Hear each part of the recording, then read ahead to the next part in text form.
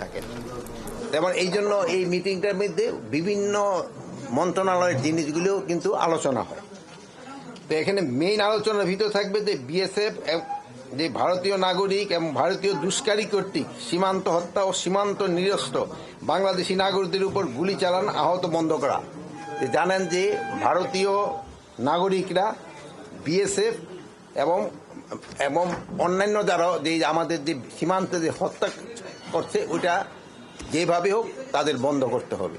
এটা কোনোভাবেই গ্রহণযোগ্য না, এটা ইন্টারন্যাশনালিও এবং যে কোনো জায়গায় হোক না। এটা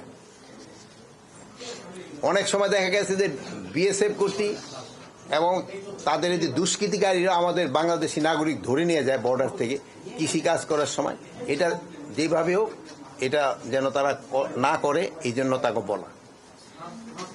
তারপর 3 নম্বর ছিল ভারতীয় নাগরিক সীমানা লঙ্ঘন করে। অনেক সময় তারা সীমানা লঙ্ঘন করে অবৈধভাবে পারাপারের চেষ্টা করে, এই জিনিসটাগুলি যেন না হয়, এই ব্যাপারে আলোচনা হবে। প্লাস এই ভারতীয়রা অনেক সময় তাদের বর্ডার বেল্টে অনেক সময় এই যে মাদকের বিভিন্ন এই ফেন্সিডিল কারখানা, এইসব কারখানা এই তৈরি করে আমাদের দেশে এই জিনিসগুলি, যদিও ওই ফেন্সিডিলটা তারা ঔষধ হিসাবে বলে বানায়, কিন্তু আদারওয়াইজ বানায় এটা মাদকের জন্য এবং আমাদের বাংলাদেশের ভিতরে দিয়ে দেয়। এই বিষয়গুলি নিয়ে আলোচনা হয়। প্লাস সীমান্তে 150 গজের ভিতরে অনেক সময় কতগুলি কাজ আছে যেটা করার নিয়ম নেই, ওইগুলি অনেক সময় তারা করতে চায়। আর কিছু কাজ আছে যেটা করতে হলে দোনো দেশের পারমিশন লাগে। ডেভেলপমেন্ট কাজ যদি করতে হয় তো আমাদেরও হয়তো একটা, যেহেতু জানেন যে বর্ডারটা একেবারে মানে অনেকে ঘরের পাশ দা চলে গেছে, এইসব ক্ষেত্রে কিছু করতে হলে কিন্তু একজন আরেকজনের অনুমতি নিতে হয়।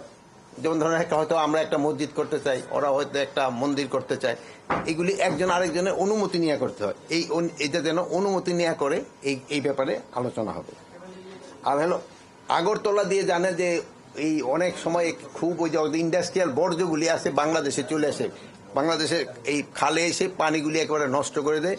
ওখানে আমাদের সাথে একটা চুক্তি আছে, হলো ইটিপি আর একটা হলো এসটিপি। এখানে আমাদের একটু হয়তো আগে যারা চুক্তি করছে ওটা ইটিপি অবলিগ এসটিপি দিয়ে দিছে, ওটার মধ্যে হওয়া উচিত ছিল শুধু ইটিপি রাখা, অথবা দোনোটি ইটিপি এসটিপি দোনোটি থাকতে হবে।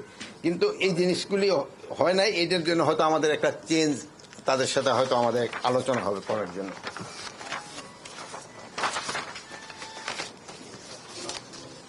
আর তারপরে যে বাংলাদেশের যে নদী আছে এই নদীগুলি পানিটা যেন সুষম বন্টন হয়, এটার ব্যাপারে আলোচনা হবে। এই পানি চুক্তি বাস্তবায়ন কিভাবে করা যায় এই ব্যাপারে আলোচনা করবে। প্লাস এর তো রিভার নদী কমিশন তো আলাদা বড় লেভেলও আছে, বাট এটা ছোটোখাটোগুলি আমাদের এখানেও আলোচনা হয়, বাট এই বড় লেভেলটা এখানে ওইরকম আলোচনা হয় না।